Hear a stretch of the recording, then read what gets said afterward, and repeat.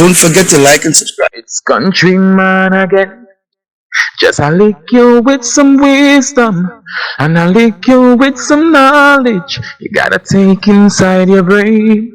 It says, son, I've learned a lot out of reading people's faces. No matter how them are going, like them original, them fake. You gotta know when to walk and know when to run and know when to fall and know when to stand. Viewers' discretion is advised. One more time. Viewers' discretion is advised. Good day, my wonderful friends. It's me again, the great. One more great. And one more great countryman. Remember to like, share, and subscribe. And click on another video. Now, look at that beautiful family there, right there in front of you. Now, this family right here, all together, them get 418 years in prison. This family is from Trinidad. This is a Trinidadian family up there in New York City. And what they did, they frauded a lot of people from the Caribbean. It goes like this. A Trinidad family has been sentenced to a combined total of 418 years in prison by a Queen's judge in New York.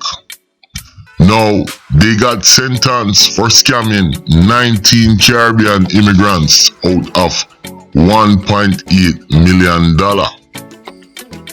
The man, Mr. Shane Ramsudar, and his wife Gomati, and their 23-year-old daughter, was found guilty last week Wednesday in Queens, New York. The judge said they were the most despicable gang he has ever seen that came in front of him.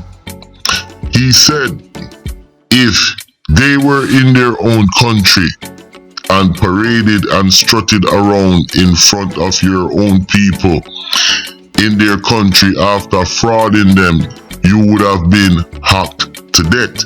Basically, the judge said, yo, if you know they are Trinidad, you know they get blood clot murder. You hear what the judge said? Him said, now it's your time to hear your return on your investment.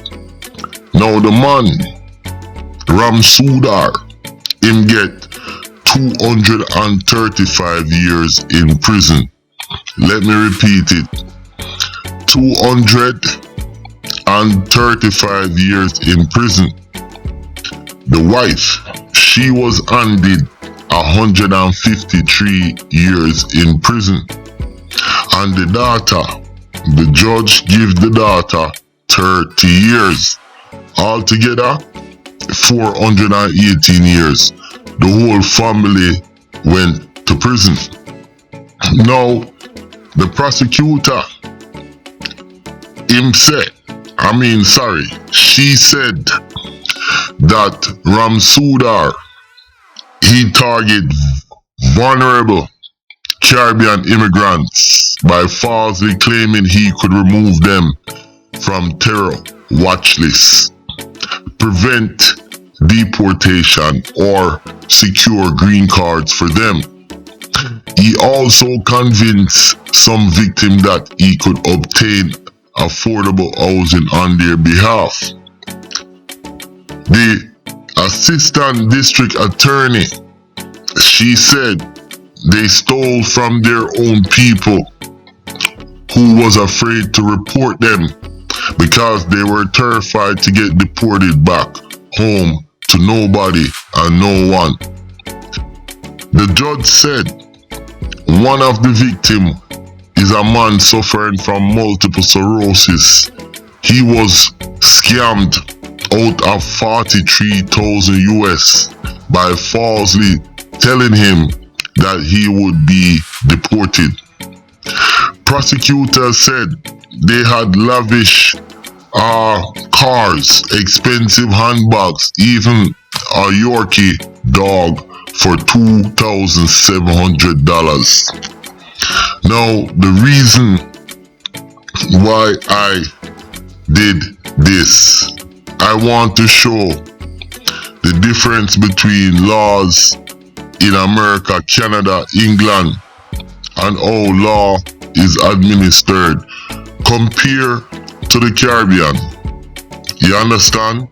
And this family right here, the judge hit the nail right on top of the head. If they were in Jamaica, Trinidad, or anywhere in the Caribbean and did something like that, they would have been hacked to death. The judge said it, not me.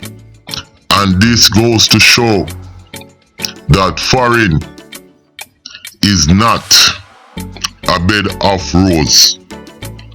And that's all I got to say.